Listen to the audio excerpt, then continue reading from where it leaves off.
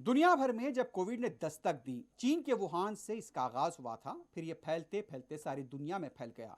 और जब हिंदुस्तान में इसने दस्तक दी तो यहां पर वजीर आजम नरेंद्र मोदी की तरफ से 22 मार्च यानी कि आज ही के दिन एक साल पहले कौम से खिताब किया गया। और इस सिलसिले में खिताब के दौरान वजीर आजम ने मुल्क के अवाम से अपील की थी कि आप एक दिन का यहाँ पर जिस तरह से एक जनता कर्फ्यू जिसे कहते हैं वो मनाया जाए।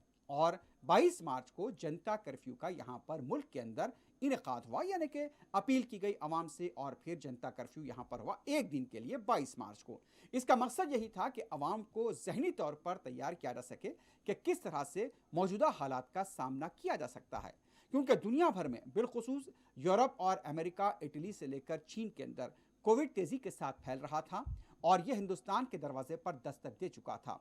उससे पहले सबसे पहले जनवरी में केरला से केस आया, फिर उसके बाद ये केसेस बढ़ने लगे। फिर इंडिया के अंदर नमस्ते इवेंट का ट्रंप हुआ, यानी कि नमस्ते ट्रंप का इवेंट हुआ।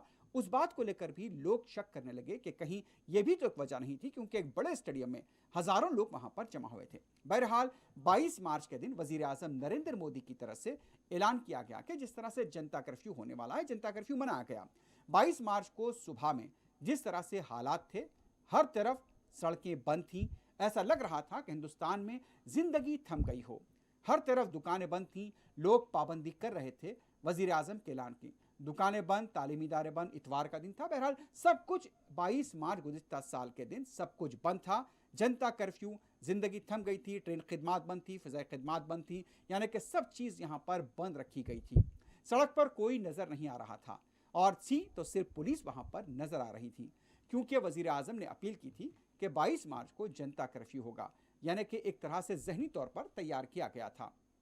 और जैसे जैसे ये जनता कर्फ्यू दिन गुजरता गया और जिस तरह से बताया गया था कि 5-6 बजे तक भी ये कर्फ्यू रहेगा, और फिर उसके बाद जब रात हुई तो जनता कर्फ्यू की कामयाबी को लेकर यहाँ पर कई मकानात के अंदर हमने देखा, जिसमें सेलिब्रिटीज शामिल थे, सब घंटियां बजाने लगे, तालियां बजाने लगे। वजीर आला भी इसमें शरीक हुए। कई रियासतों के वज़ीर आला ने भी अपने अपने दफातर, अपनी अपनी खामगाहों के अहाते में खड़े होकर घंटियां बजाईं, तालियां बजाईं। बहरहाल जो जो हाथ में था सब कुछ बजाया गया और यह कहा गया कि जिस तरह से जनता कर्फ्यू कामयाब हुआ है।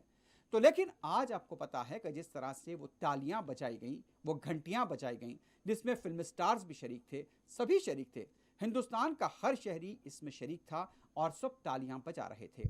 कोविड एक तरह से दुनिया भर में फैल रहा था, हिंदुस्तान में जनता कर्फ्यू हुआ और आज एक साल हो गया है और हम देखते हैं कि कई रियासतों के अंदर फिर से लॉकडाउन हो रहा है, जुज़वी लॉकडाउन हो रहा है, रात का कर्फ्यू लगाया जा रहा है, पाबंदियां लगाई जा रही हैं। और तो हम समझते हैं कि क्या एक साल के बाद भी मुल्क में कुछ सुधरा है? जी हाँ, हमारे मुल्क के साइंसदानों का कारनामा ज़रूर रहा कि मुल्क ने टीके ईजाद किए हैं और जिस तरह से कोविशील्ड और कोवैक्सीन का जो चलन चला है, न सिर्फ हिंदुस्तान बल्कि हिंदुस्तान ने दूसरी रियासतों को भी वो टीके फराहम किए हैं। तो इस एक साल के दौरान हिंदुस्तान ने टीके को तो खोज लिया है और टीका तैयार कर लिया है, लेकिन हम समझते हैं कि वो खतरा जिसका कच्चा 22 मार्च को जाहिर किया गया था और जिसकी कामयाबी, यानी कि उस एक दिन की कामयाबी को, उस एक दिन के जनता कर्फ्यू की कामयाबी को लेकर जो घंटियां, जो तालियां बजाई गई थी, अपनी हिफाजत को खुद यकीनी बनाएं ताकि हम इस बीमारी से महफूज रह सकें।